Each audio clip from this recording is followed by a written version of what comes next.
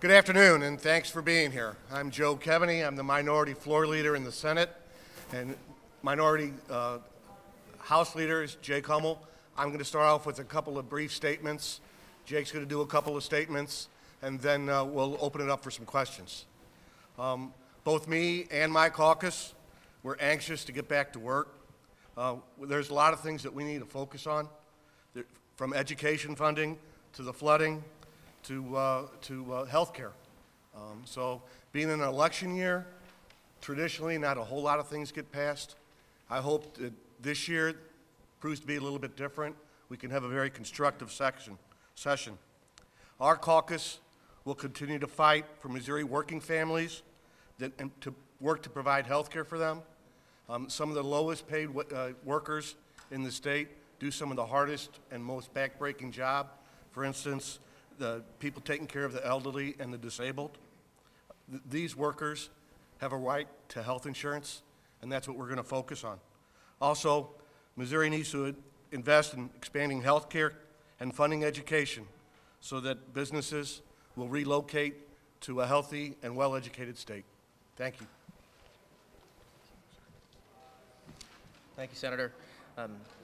During the short term, I think our most important task that we have facing us is to make sure that those Missourians that have been devastated by the recent natural disasters with the flooding have every resource available to them to rebuild their lives and to rebuild infrastructure in this state. We know that these are very trying times for a lot of Missourians, and I think through the budget process and through some of our other ways forward, it's our responsibility to make sure that those people that are in need have everything available to them that they need. And so we will work forward to make sure that happens. As Senator Kevaney said, I think we all can agree, at least on this side, that Medicaid expansion still needs to be a priority across the state. Did not get that signal from the Speaker. However, that doesn't mean that 300,000 Missourians don't deserve access to health care just because someone says they don't. Ethics reform, obviously, is going to be at the top of our agenda. It's refreshing to hear from Speaker Richardson that they're willing to move forward on ethics reform. It's unfortunate that the elected officials in the state, that the scandals that have taken place over the years, that it's come to this to actually get ethics reform done. So we're very grateful that finally something is going to move on ethics reform. I think it's important to make sure that we continue to work to eliminate institutionalized injustice throughout the state. Last year we made very modest progress in addressing institutionalized injustice with enactment of legislation aimed at curbing municipal courts from funding their governments through those fees alone. I think that was wrong, and I think we've made some at least small steps in that direction, but we can't stop there. And as Senator Kevaney stated, education funding should be one of the top priorities of the state. We are still $400 million short of funding the foundation formula. This is our promise to Missouri. That foundation formula was set to say that this is the minimum level of adequate funding. I don't know how we can expect our teachers and our school districts to educate our children properly when we don't give them the basic, just the very basic funding levels that we have promised them. I know that we're going to have some vigorous debate on the stadium in St. Louis. I think that everyone in the state would still like to see an NFL team. I know that there's a lot of controversy over how that's going to happen. I would say that both of our caucuses are very split on the issue. I think that maybe this will become a lot clearer in the future when we find out what the NFL's ultimate plans will be, and I expect some rigorous debate on how we fund that moving forward. I think that's kind of a moving issue at this time. And finally, I think we're going to have some debate on religious freedom and security. You know, I've heard some of the statements by some of the elected officials of the state calling for an end to allowing immigrants to get into the state for reasons of security. I don't know how anyone can say that 3-year-old that washed up on the shore in Greece was a terrorist, I think that is a very disturbing thing that we're going to allow children to continue to die. Real ID is going to be an issue for us moving forward. In 2009, the Missouri House and Senate passed a resolution telling the federal government that we will not implement the changes to the Real ID Act. These were changes that were recommended by the 9/11 Commission to keep our country safe. And we said that we would not institute those changes. In 120 days, we may have a very serious issue on our hands where Missourians are not allowed to travel because those IDs are no longer valid. I think that's an issue we're going to have to fix.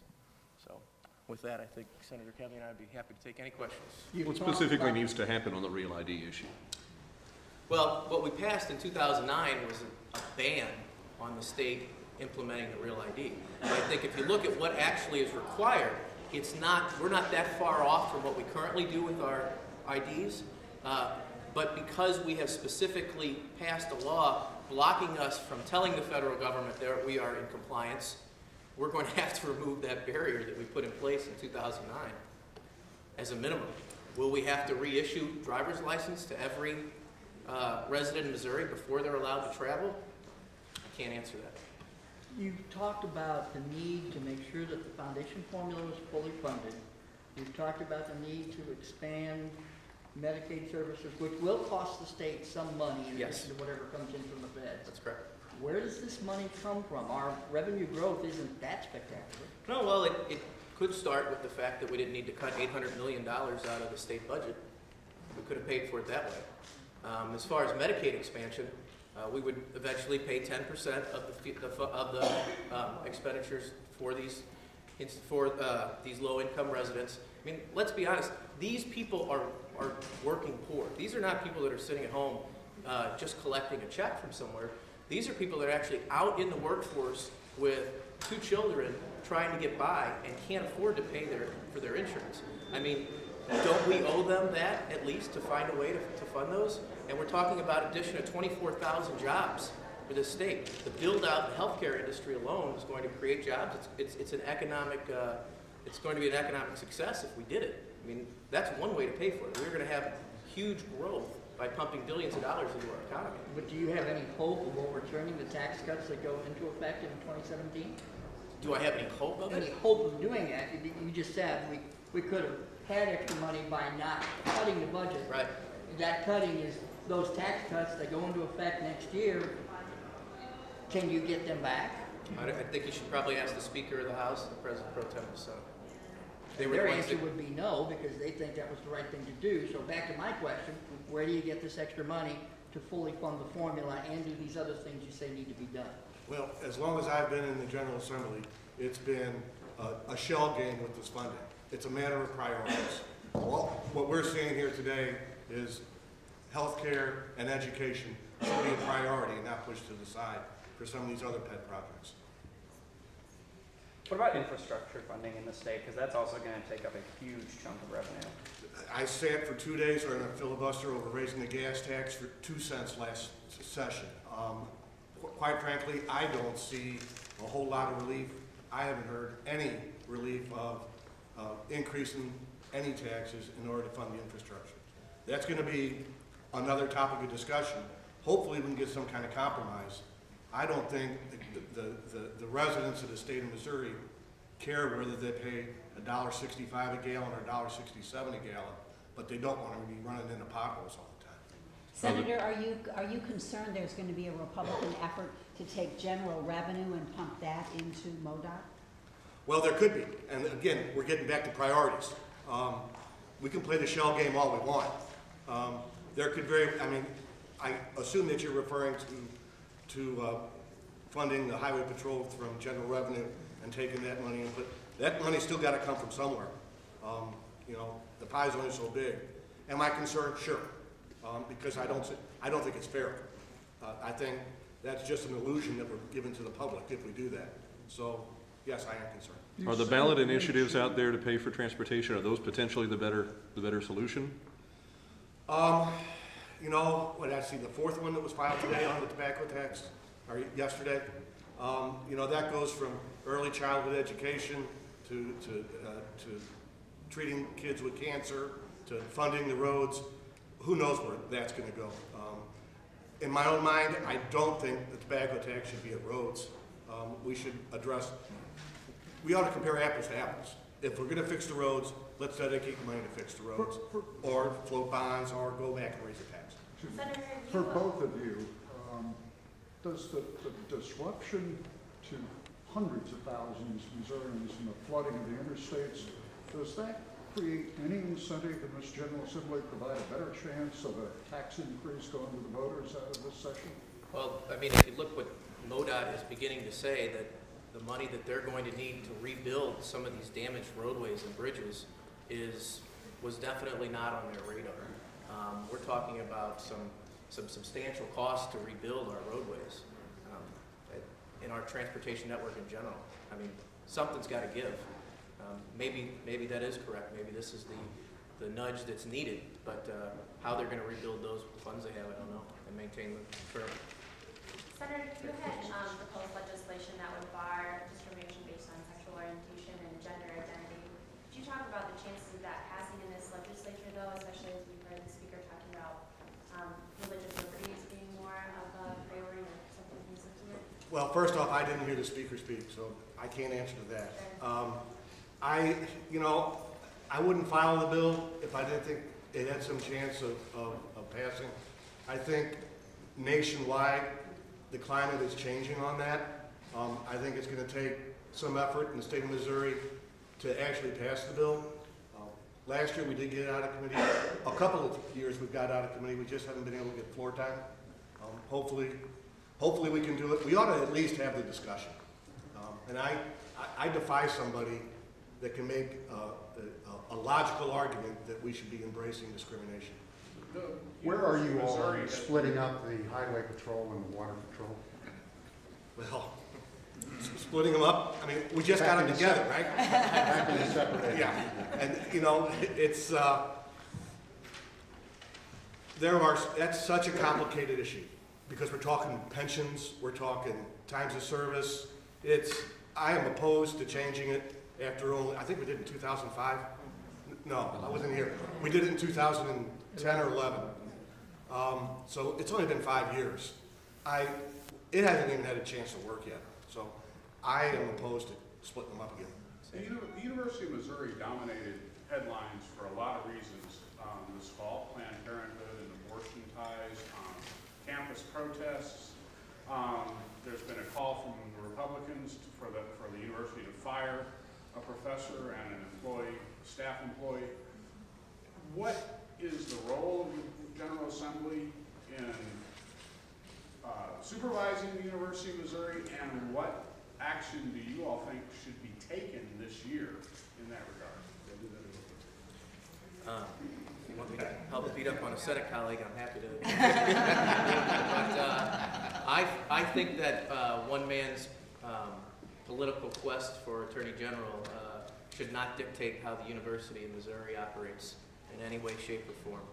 It is our job to fund that university and not meddle in their affairs, period. And there's a reason we have a board of curators there, and they're pretty intelligent, capable people. I don't think we need 190 legislators telling the University of Missouri how to run their ship. They're spending hundreds of thousands of dollars to influence decisions in this building, including hiring the son of the United States Senator, Republican United States Senator. Should there be a budget cut for those issues, and to tell them that in any way that they're spending money improperly? Well, I mean, I think that issue's already been highlighted, and if I'm the university, I'm going to address that internally. As for, can we dedicate funds or restrict funds so that they can't hire lobbyists? I don't think we have that ability. So I think just the overall perception and the political atmosphere is going to address most of your concerns there. What role does the fact that they are in the state constitution play in this whole discussion? No other higher education institution in the state has a constitutional provision. So they're constitutionally independent. Does that play a role in this discussion at all, or is that a fact we'll ignore? Quite frankly, I don't know the answer. I can't see how that would play into the discussion of funding or oversight. I mean, I don't know the specific article that they're mentioned. I would assume that when they put them in the Constitution, they also put it in there that they're governed by a board of curators. I think it pretty much addresses the situation. Gentlemen, what's a realistic expectation of ethics legislation? Because apparently it's going to be done in pieces, and maybe campaign contributions will be ignored. What do you think? I think this is a discussion that we have every year. I think this year there's an impetus to pass something. I am a little bit concerned that we're not going to pass everything that we should pass, but I think if we can make a constructive step, we can keep expanding on it. What are your worries about the quality of the ethics in this body? You know what? I got to tell you, after some of the transgressions last year, I kind of thought, am I walking around this building in a bubble? Because I sure didn't see any of this last year. So the more this gets put out into the public, and the more that people are made aware of, I think we'll start to move things forward. You know, we can debate all day long about the revolving door, campaign contribution limits, and gifts, banning gifts. I don't know what the answer's going to be, but that's why we're up here. We need to deliberate this and have a serious discussion and try and get something passed. How about shorter legislative session? My wife would like that. And, I mean, you can debate ethics legislation all you want, but the fact of the matter is this is the first time we're going to actually be allowed to debate ethics in this state. Bills don't get referred, they're killed in committee, they're not brought up for a vote on the floor, you know, et cetera, et cetera. Things have finally gotten so bad that this has forced their hand. So that's a bad thing that we've gotten to that point. It's a good thing that we've got a place to start and that we're going to be allowed to start. Would you support a shorter legislative session? Need a change? I don't know the answer to that, but. I mean, on its face, I would. Sure. Now we're going to get to the details, how short, you know, who knows. Every state, I think, has a different session. Some have off-year long sessions and short sessions. Yeah, we can talk about it. I don't know, but back to the representative's point, you know, now there's an impetus, now that everything's out there, a lot of that is the press deserves the credit because you're bringing this all to light. I mean, believe me, I wake up in the morning when I see the headlines. I don't like to read them. I don't, you know, it's hard, but at least by bringing the issues forward, it's providing the impetus to change it. The governor suggested a 30-day shorter session yesterday. A practical question, is there some point where you haven't given yourselves enough time to have these discussions, particularly on the budget, to do what you've been sent here to do? The budget takes up an extremely long period of time. I mean, it's very complicated. Our members, I don't want to speak for the senator, but our members that serve on budget and appropriations committees, that's a very lengthy process. It's a lot to learn, it's a lot to take in, and it is an extraordinarily amount of information to sift through. And so from the budget standpoint, I mean, I think that takes as long as it does for a reason. I think to try to cram that part in would be harder to do than the rest of the bills that we would pass normally. On ethics, is there a bright line definition for you all of this, you know, this issue failed this year? Is it just that a bill passed? What issues need to pass? How would you define that? Would we say if one thing passed versus another? Yeah, I mean, are there specific issues that if these don't pass, it's failed, or is it just a matter of getting a bill or some bills? No, you know, and I think everybody, of the 4 top ethics issues, I think everybody, at least in the Senate, has a different feel for what priority they ought to be, what weighting they are. Some are adamant about campaign contribution limits. Some are adamant about a gift ban. So what's the bright line? I'm not sure there is, but it's going to be a blend. I think what needs to happen is we need to fix this to a point where the public's perception of elected officials in the legislature is greatly improved. But the reality is that 190 plus elected officials here, the majority of them are very good people on both sides of the aisle. And we've got several bad eggs, and that has to be fixed. And, you know, look at Congress, look at this, look at us. You know, elected officials are not always held in very high esteem, and that's probably because of what's been going on in the past. So we need to make sure that we do enough change that it makes a difference to the people of Missouri. To follow up on that point, can the perception improve if campaign finance limits, which voters approved at one point, are not reinstated? I think, first of all, I think those need to happen. I think that needs to happen. Several times this legislature has thumbed its nose at the will of the voters and overturned the will of the voters on numerous issues. I think that any time we do that, the perception is that those things need to revert back to what the voters said. The line in the dirt issue last year was right to work. Everybody agrees that's gone away for this year. We do? Leadership on both sides is saying it's not happening, so we'll leave it at that. What replaces that vacuum? Is it voter photo ID coming back? I think we'll have a long discussion about voter photo ID, yes. And you know what? And it's kind of ironic, isn't it? We're gonna have a long discussion about photo voter ID without any valid IDs right now, right?